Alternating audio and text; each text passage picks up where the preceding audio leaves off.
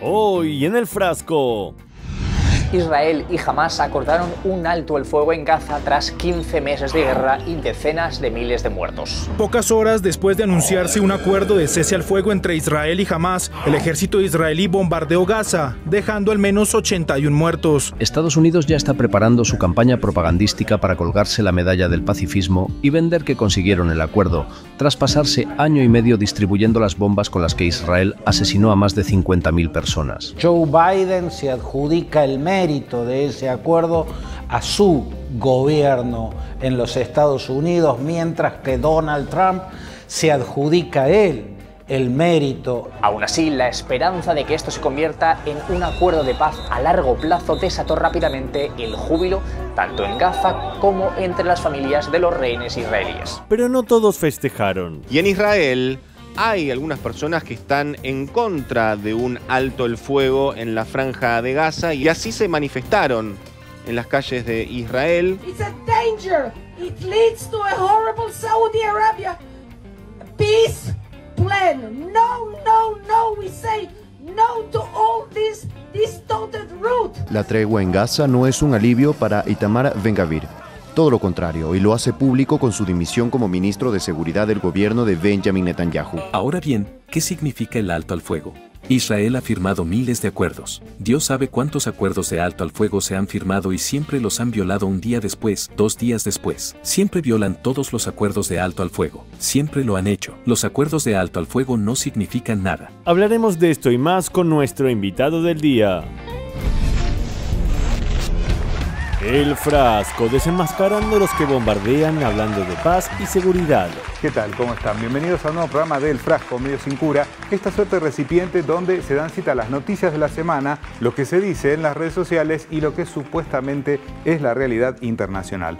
Un mes después del 7 de octubre de 2023, Yoav Galant, el entonces ministro de Guerra de Netanyahu, que hoy tiene una orden de captura de la Corte Penal Internacional por sus crímenes de guerra en Gaza, decía lo siguiente: estamos en el centro de la ciudad de Gaza y vamos a destruir a Hamás, ministro de Defensa de Israel. Destruyeron hospitales, escuelas, ambulancias, campos de refugiados, barrios enteros, mezquitas, iglesias, tiendas de desplazados. O sea, fueron muy valientes para lanzar bombas estadounidenses a civiles desde aviones, pero ¿saben a quién no destruyeron?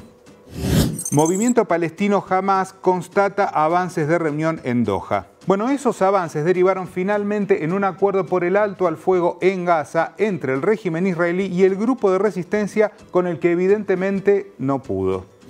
Israel y Hamás acordaron un alto el fuego en Gaza tras 15 meses de guerra y decenas de miles de muertos. Es un fracaso épico para Israel. Dijeron que erradicarían a Hamás, pero aquí están firmando un acuerdo de alto el fuego con Hamás. Lo cierto es que apenas se anunció el acuerdo por el alto al fuego, de inmediato el pueblo palestino salió a festejar, mostrando una vez más esa resiliencia que no tiene parangón en el planeta. Los palestinos cantan la victoria en Gaza, así los niños palestinos festejan en Deir al-Balah por haber logrado la tregua tras 15 meses de la guerra genocida israelí. Sin duda, representa una costosa y dolorosa victoria del pueblo palestino y su heroica resistencia frente al régimen genocida israelí. La comunidad internacional tiene la responsabilidad de presionar para que el régimen israelí cumpla con lo acordado. Pero en ese preciso momento, mientras los palestinos celebraban, ¿qué hizo el régimen de Netanyahu? A. Siguió con las negociaciones. B. Evitó seguir atacando. C. Hizo lo que viene haciendo hace 15 meses. Tras acordar un alto el fuego, a partir del domingo, Israel comenzó inmediatamente a bombardear las tiendas de refugiados. Pocas horas después de anunciarse un acuerdo de cese al fuego entre Israel y Hamás, el ejército israelí bombardeó Gaza, dejando al menos 81 muertos. Ahora bien, ¿qué significa el alto al fuego? Israel ha firmado miles de acuerdos. Dios sabe cuántos acuerdos de alto al fuego se han firmado y siempre los han violado un día después, 2 días después. Siempre violan todos los acuerdos de alto al fuego. Siempre lo han hecho. Los acuerdos de alto al fuego no significan nada. El problema de firmar un alto al fuego con el régimen israelí es que este tiene sobrada experiencia en quebrantar resoluciones y tratados y no hace falta irse mucho tiempo atrás, fines de noviembre de 2024. Israel aprueba el acuerdo sobre un alto el fuego en Líbano. Lo acaba de decidir el Gabinete de Seguridad y lo ha anunciado el primer ministro hebreo, Benjamin Netanyahu. Unos momentos después. El cese al fuego es tan frágil que aparentemente en estos primeros días ya ha sido infringido. Estamos viendo varios ataques de las tropas israelíes contra posiciones en el sur de Líbano, donde Israel asegura estar viendo movimiento de Hezbollah.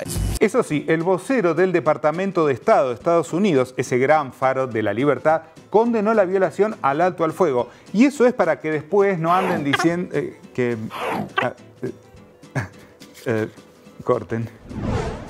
Estados Unidos condena las violaciones del alto el fuego en el este de la República Democrática del Congo. Es que el vocero del Departamento de Estado de Biden ya estaba en retirada y quizás no le llegaron las notificaciones de... ¿Cómo? ¿Cuántas? ¿Cuántas? Informe: Israel ha violado el alto el fuego en Líbano 100 veces en tan solo la primera semana. Y ese informe es de comienzos de diciembre pasado. Adivine si los violadores seriales de resoluciones siguieron quebrantando el acuerdo. Las violaciones israelíes del acuerdo de alto el fuego en el Líbano persisten mientras se acerca la fecha límite. Y el otro problema del acuerdo de alto el fuego es que está supervisado por Estados Unidos que, por supuesto, es parte en el conflicto. Estas son bombas americanas que están golpeando a las personas disparadas con tecnología americana donada por Estados Unidos. Bueno, en el acuerdo por el alto al fuego en Gaza, adivinen quién se presenta como mediador y también se cansó de abastecer con bombas a los genocidas y ahora de pronto se quiere poner la mascarita de oveja. Estados Unidos ya está preparando su campaña propagandística para colgarse la medalla del pacifismo y vender que consiguieron el acuerdo, tras pasarse año y medio distribuyendo las bombas con las que Israel asesinó a más de 50.000 personas. Joe Biden se adjudica el mérito de ese acuerdo a su gobierno en los Estados Unidos, mientras que Donald Trump se adjudica a él el mérito. En cuanto al abordaje mediático, para los medios dominantes, los retenidos en Gaza son rehenes y los retenidos por el régimen israelí son prisioneros. Así es, otro caso de sionismo semántico. Veamos. El pacto incluye la liberación gradual de decenas de rehenes en manos del grupo terrorista palestino, así como la excarcelación de cientos de prisioneros palestinos retenidos en territorio israelí.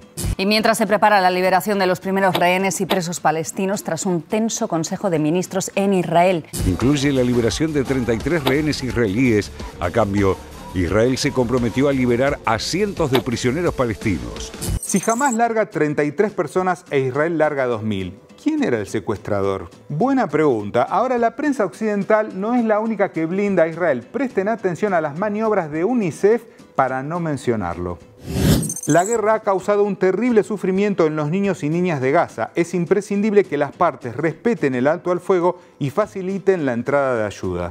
La guerra ha causado es un alivio titular de forma genérica para deslindar responsabilidades. Ahora, ¿por qué piden que las partes faciliten la entrada de ayuda si una fue la que la bloqueó? El asedio de Israel bloquea ahora el 83% de la ayuda alimentaria que llega a Gaza, según revelan nuevos datos. Bueno, y así podemos seguir. La guerra destruyó edificios, el conflicto generó desplazados, los enfrentamientos destruyeron barrios. O la otra opción es optar por decir la verdad. Así se ve Gaza tras 470 días de genocidio. Los refugiados palestinos vuelven a sus barrios, a sus calles, y solo encontraron escombros. El 80% de las casas fueron dañadas por las bombas. Israel usó más de 90.000 toneladas de explosivos, más que en Hiroshima y Dresde juntos. Y tal vez uno de los datos más macabros y a la vez indignantes en torno a este acuerdo es lo que expuso uno de los intermediarios. Qatar, el acuerdo entre Hamás e Israel es el mismo que hace 13 meses que se desperdiciaron sin sentido. La pregunta es cuántas vidas podrían haberse salvado en esos 13 meses. ¿Será que no se firmó antes por presión de quienes hoy están pataleando por seguir usurpando territorio y diezmando a los nativos? Y en Israel hay algunas personas que están en contra de un alto el fuego en la franja de Gaza y así se manifestaron en las calles de Israel. It's a danger. It leads to a horrible Saudi Arabia peace plan. No, no, no. We say no to all this distorted route. We will settle Gaza. We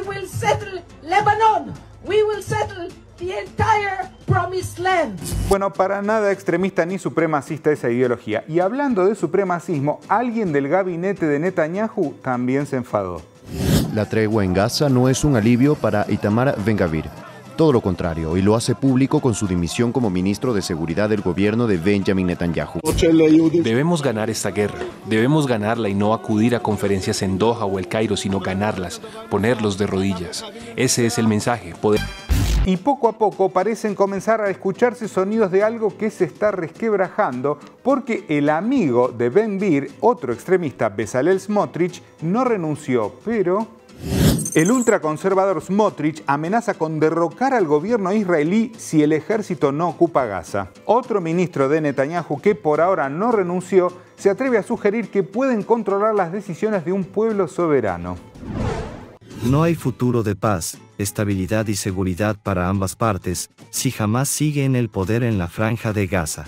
Así que ya saben, palestinos de Gaza deben tener un gobierno no electo por su voto, sino por Israel, si no, masacre. Así opera quien se autodenomina democracia. Mientras tanto, otro ministro de Netanyahu aprobó lo... ¿Cómo? Ah, no es ministro. Mala mía. Javier Milei ratificó su apoyo a Israel tras el acuerdo con Hamás. Bueno, esa insistencia en apoyar al régimen genocida le terminó dando un rédito a Milei, no a la Argentina, desde ya. Y ahora hablamos de un premio, de un reconocimiento que le otorgaron al presidente Javier Milei. Se trata del Premio Nobel Judío. Es un reconocimiento otorgado por la Fundación Genesis Prize por su apoyo a Israel y es la primera vez que este galardón se concede a un jefe de Estado. Porque Israel no es como cualquier otro país. Charcos de sangre en el suelo y los restos de lo que parece ser un misil. Las mortales secuelas de un ataque aéreo contra el mayor hospital de la ciudad de Gaza. Se trata de un premio rechazado en 2018 por la actriz Natalie Portman, nacida en Palestina ocupada. Vean. Natalie Portman se retira del premio israelí debido a los angustiosos acontecimientos recientes allí. La actriz nacida en Jerusalén debía recibir el premio Génesis 2018, pero canceló diciendo que no puede en conciencia asistir a la ceremonia. Pero bueno, tal vez sea lógico que le den este premio a la persona que justificó un genocidio con una frase vergonzante que ni siquiera Biden se atrevió a decir. Y de hecho, Israel todo lo que está haciendo, lo está haciendo dentro de las reglas de juego. Es decir, Israel no está cometiendo ni un solo exceso. Israel reivindicó un bombardeo contra una escuela de la Agencia de la ONU para los Refugiados Palestinos en la Franja de Gaza. El apoyo a Israel en su legítima defensa. Israel atacó un convoy de ambulancias en Gaza, argumentando que eran usadas para transportar terroristas. Sin embargo, las autoridades sanitarias del enclave dicen que las ambulancias siniestradas evacuaban heridos desde el norte asediado hasta el sur del territorio. Pero además, este premio implica la entrega de $1 millón al galardonado, algo que, tratándose del presidente argentino, infringe la ley por más que diga que lo va a donar. Artículo 18 de la Ley 25.188. Los funcionarios públicos no podrán recibir regalos, obsequios o donaciones, sean cosas, servicios o bienes, con motivo o en ocasión del desempeño de sus funciones. Bueno, imagínense que si su patrón no suele respetar las normas, poco le importará hacerlo a Milei. Legalidad, afuera. Ahora veamos lo siguiente y hablamos con nuestro invitado del día. Observar este acuerdo con mucha cautela, o como el posible inicio de una desconocida estrategia que pudieran llevar a cabo Israel y la nueva administración estadounidense, según los expertos, es una cuestión de lógica histórica. Bueno, y para nosotros siempre es un gusto recibir aquí en el programa a Fernando Cangiano, veterano de Guerra de Malvinas e integrante del espacio de reflexión La Malvinidad. Fernando, bienvenido al Frasco. Gracias por la invitación. Bueno, Fernando, allí veíamos, ¿no? Lo que está sucediendo. ¿Por qué crees fundamentalmente que este acuerdo de cese al fuego sucede pocos días antes de que Trump asuma? Yo creo que Trump intentó, digamos, en los momentos previos a su asunción, dar la idea de que él venía a resolver, digamos, los conflictos que estaban abiertos, como una idea de que su intención era, digamos, establecer algunos acuerdos con la guerra de Ucrania, en Medio Oriente. Pero todos sabemos que esto es una fachada, ¿no? Sabemos que los intereses norteamericanos y particularmente Trump tienen una excelente relación con Netanyahu, es decir, con el ala más agresiva y más belicista del sionismo, con lo cual este acuerdo es apenas un momento, una pausa dentro de una política de Israel que persigue claramente resolver definitivamente el problema palestino. Uno podría, parafraseando a los nazis respecto de los judíos, la solución final sería el problema palestino, ¿no? Que consiste en la expulsión de los palestinos de Gaza, Cisjordania y todas las zonas aledañas para cumplir el proyecto del Gran Israel, que consiste en avanzar sobre los territorios palestinos, desde el Jordán hasta el Mediterráneo, e instaurar, digamos, una especie de Israel bíblico, para definitivamente terminar con el problema. Ese es un poco el objetivo del ala más guerrerista y militarista de Israel, que es lo que explica los 50.000 muertos que hayan arrasado con Gaza, el genocidio y la limpieza étnica que están realizando. Es decir, todo ese horror que nosotros vimos y que el mundo vio, se explica porque hay un proyecto detrás del cual Trump es también partícipe, ¿no? y acuerda con eso. Ahora también lo que vemos en el marco de esto que se ha anunciado es que fíjate que se habla permanentemente de rehenes israelíes y cuando se habla de los cautivos palestinos se dice presos palestinos en el intercambio, como digamos semánticamente justificando que estén los palestinos detenidos, y los israelíes son rehenes, ¿no? Encima los palestinos presos, entre comillas, son en muchos casos chicos, que no tienen ninguna causa judicial y además son miles y miles, ¿no? Uno se viene a enterar, en esta situación uno se viene a enterar de la realidad que normalmente no se lee en los medios occidentales, que es el carácter verdaderamente genocida, ¿no? de la ocupación del sionismo en las zonas palestinas y los miles y miles de detenidos, de presos, ni hablar de los muertos y demás, ¿no? La verdad que el otro día estaba viendo una conferencia de un autor, un historiador europeo, Enzo Traverso, por ahí lo conoces, es italiano, y él decía que todo esto, él que por supuesto está del lado de los palestinos, decía que todo esto puede potencialmente abrir en el futuro una nueva escalada de pogromos antijudíos, porque a la vista de mucha gente, digamos, los crímenes que está cometiendo Israel a veces no logran distinguir, digamos, diferenciar al gobierno israelí del pueblo israelí. Entonces se genera una situación de odio que se puede llegar a expandir potencialmente contra la comunidad judía. Por eso, en mi opinión, el principal enemigo de la comunidad judía es el sionismo, ¿no? Porque es el que con sus políticas genocidas y violentas está despertando en el mundo una ola anti-israelí que potencialmente podría convertirse en una crítica a la comunidad judía en general, que no sería justo, pero en la historia las cosas no se dan de un modo tan claro, ¿no? A veces. Claro.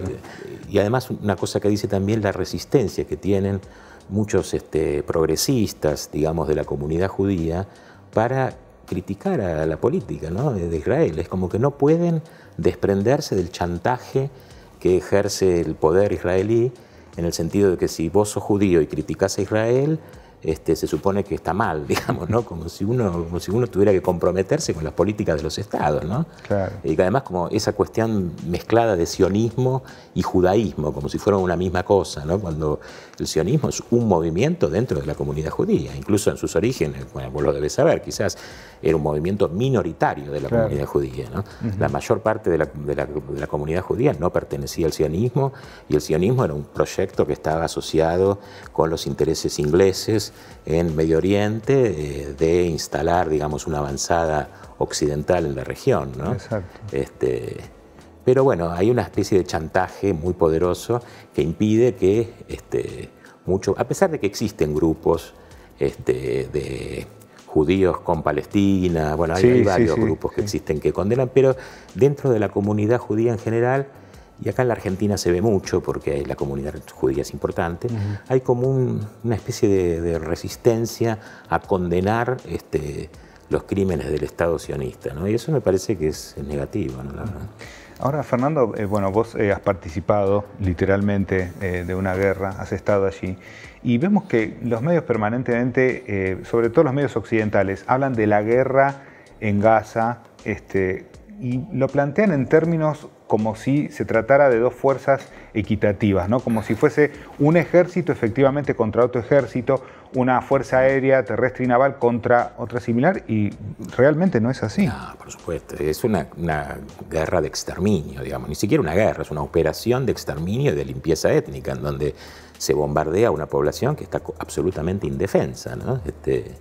Y además se invoca, digamos, la cuestión de Hamas, de la condición musulmana, cuando en realidad, digamos, más allá de Hamas y la ideología que uno puede estar o no de acuerdo, se trata de una lucha de resistencia contra la ocupación, digamos, ¿no? Hamas circunstancialmente ocupa una posición de vanguardia en esa lucha, pero en otros momentos, cuando existía la OLP, era Yasser Arafat y se lo acusaba de terrorista a Yasser Arafat.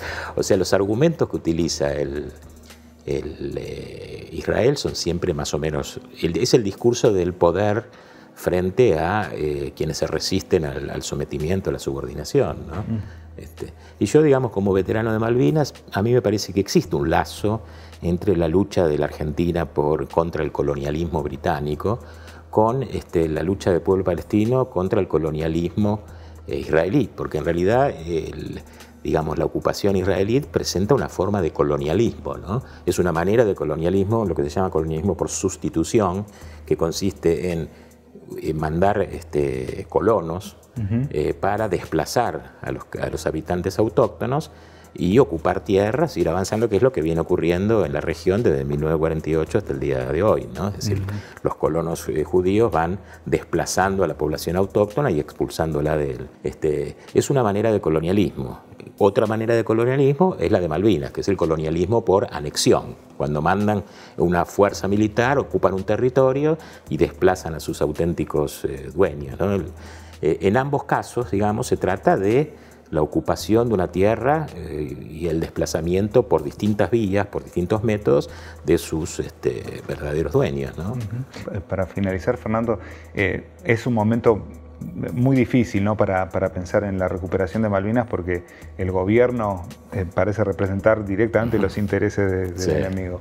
Pero ¿visualizás vos en el futuro poder ver que la bandera argentina flamee nuevamente en las islas?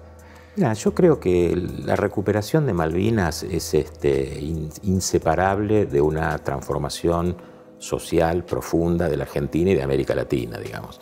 La reivindicación de Malvinas tiene que ser y va a ser necesariamente una reivindicación más dentro de un programa más amplio de autonomía nacional y de integración de los países de América Latina, ¿no? Y dentro de esa lucha, bueno, la cuestión Malvinas es una de las banderas que además tiene la particularidad de ser una bandera que moviliza mucho a la sociedad argentina, ¿no? Está como muy anclada en el corazón del pueblo argentino, y por eso es el problema que tiene el poder con Malvinas, ¿no? Es como una espina que tiene en la garganta que, por un lado, no puede dejar de hablar del tema porque es un tema que está, pero al mismo tiempo tampoco puede reivindicar demasiado, porque si no le pasa como a Petri, ¿no? Que termina, entonces está como a mitad de camino, y eso es lo que genera, bueno, la cuestión de Villarruel, ¿no? Las peleas de Villarruel con Milei y todo eso tienen que ver un poco con este tema también.